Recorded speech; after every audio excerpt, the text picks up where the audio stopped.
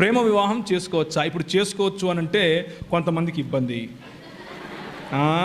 అబ్బా ఈయన కన్నేనరా అంటారు. చేసుకోకూడదంటే ఇంకొందరికి ఇబ్బంది. అన్నం అట్లా చెప్పి వెళ్ళిపోయాడు అంటారు. ఏం చేయాలి ఇప్పుడు? నేను ఏం చేస్తానంటే నేనేం చేశానో చెప్తాను, అయిపోయిందిలా. ఏమంటారు? నేనేం చేశానో చెప్తే అయిపోతుందిలా. నేను 2000 సంవత్సరం నుండి 2011 సంవత్సరం వరకు మధ్యప్రదేశ్లో ఇందోర్ అనే పట్టణంలో మిషనరీగా ఉన్నాను.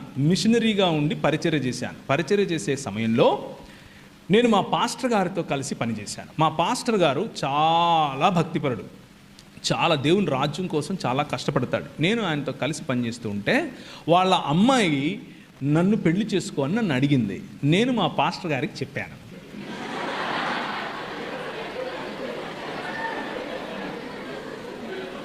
రెండు కలిపే కదా, కలిపానా లేదా? చూసారా? అందుకే ట్రిక్కీ క్వశ్చన్లు మీకే కాదమ్మా, మాకు తెలుసు. నేను మా పాస్టర్ గారికి చెప్పాను, అయ్యా మరి ఆమె నన్ను పెళ్లి చేసుకోమని అడుగుతా ఉంది, మీరు ఓకే అంటే సమయం తీసుకుని మా ఇద్దరికి కౌన్సిలింగ్ ఇవ్వండి, మేము పెళ్లి చేసుకుంటాం. లేకపోతే రేపటి నుంచి మళ్ళా దాన్ని ఏమంటారు, ఎవరికి వారే యమునా తీరే అని చెప్పాను. చెబితే ఆయన 2 రోజులు టైం తీసుకుని ప్రార్థన చేసి మా అమ్మతో మాట్లాడి, మా అమ్మ ఆయన ఒక మాట అనుకుని, సరే నో ప్రాబ్లం, ఆ అమ్మాయిది చదువు అయిపోయి ఆ తర్వాత చేసుకుందులే అన్నారు. ఒక 2 సంవత్సరాలు గ్యాప్ తీసుకుని ఇద్దరం ఒకరినొకరు అర్థం చేసుకుని వాళ్ళ ముందే, మా తల్లిదండ్రుల ముందు, అంటే మా భార్య తల్లిదండ్రుల ముందు అర్థం చేసుకుని, తర్వాత ఆమె చదువు అయిపోయిన తర్వాత చక్కగా అందరి ముందు మా పెళ్లిలో ఒక 6000 మంది వస్తే ఆ 6000 మంది ముందు పెళ్లి చేసుకుని ఆ తర్వాత భార్యాభర్తలుగా చలామణి అయ్యాం. ముందు భార్యాభర్తలు అయిపోయి తర్వాత పెళ్లిళ్ళు చేసుకోకండి అని చెప్తున్నాను. అది తప్పు. ముందు ప్రొక్లమేషన్, ఆ తర్వాత కాన్సమేషన్. అంటే మొదట ప్రకటించాలి, ఆ తరువాత ఒకటవ్వాలి. కనుక పురుషుడు తన తల్లిని తండ్రిని విడిచి తన భార్యను హత్తుకొనెను, ప్రేమికురాల్ని కాదు. జాగ్రత్తగా వినండి. తన భార్యను హత్తుకుంటాడు, ప్రేమికురాల్ని కాదు. సో ప్రేమ తప్పు కాదు. భౌతిక సంబంధం పెండ్లి కంటే ముందు తప్పు, అది వ్యభిచారం కిందికి వస్తుంది, అది చేయకూడదు. ఇంకా క్లియర్గా ఏమని చెప్పాలనా? I hope I made it very clear. So ప్రేమ తప్పు కాదు, ప్రేమించటం తప్పు కాదు, కానీ సాంస్కృతికంగా మీకున్నటువంటి అడ్డుగోడలను ఎదిరించి నా ఇష్టం నువ్వెవరు అనేటటువంటి చేయకండి.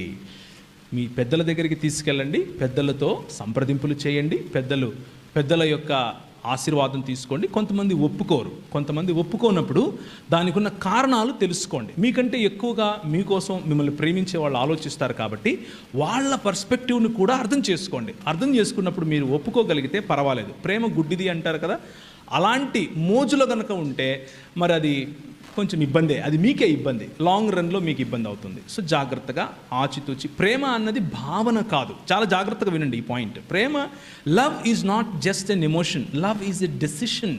ప్రేమ అన్నది ఒక నిర్ణయం, జీవితాంతము ఉండేటటువంటి నిర్ణయం, ఎటువంటి పరిస్థితుల్లో కూడా పోకుండా ఉండేటటువంటి నిర్ణయం. ఆ నిర్ణయం తీసుకోవటానికి మీరు త్వరపడాలి, అంతేకాని భావోద్వేగాలకు లోనయ్యి ఏది చేయకూడదు. అలా చేయటం వల్ల మీకు, మీ కుటుంబానికి, మీ సంఘానికి కూడా తలవంపులు, అది మంచిది కాదు.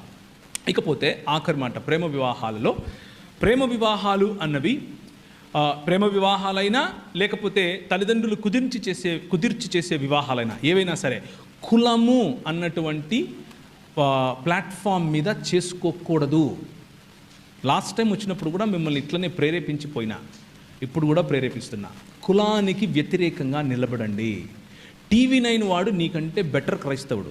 ఒకవేళ మీరు కులాన్ని పాటిస్తూ ఉంటే వాడేమంటాడంటే, కులము అడిగేవాడు అడ్డగాడిదా అని వేస్తాడు, టీవీలో వేస్తాడా? ఇడా కనీసం వాడికున్న బుద్ధి కూడా మీకు లేదంటే ఇక మీ కర్మ, దానికి నేనేం చేయలేను. మళ్ళీ మీరు నేను పరలోకం పోవాలా అంటే దానికి ఎవడు? కులం ఎత్తుకున్నవాడు పరలోకం కాదు కదా, ఏ లోకానికి పోడు, ఈ లోకంలోనూ వాడు బతకలేడు సరిగ్గా. ఎందుకంటే ఆ కులం పూసుకున్నాడు, ఆ కంపు వాడికి వస్తూ ఉంటుంది, అయినా వాడు దాన్ని సొగసు అనుకుంటాడు.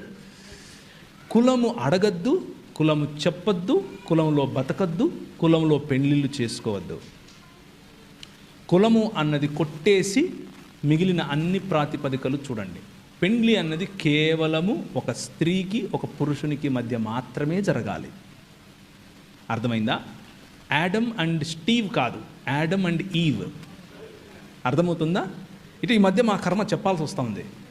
ఎందుకంటే మన సుప్రీంకోర్టు వాళ్ళు చెప్పారు అలాగేం లేదండి, పురుషులు పెండ్లిళ్ళు చేసుకోవచ్చండి. మీరు చేసుకోండి, క్రైస్తవ సంఘము దాన్ని పెండ్లిగా చూడదు, దాన్ని సహించదు.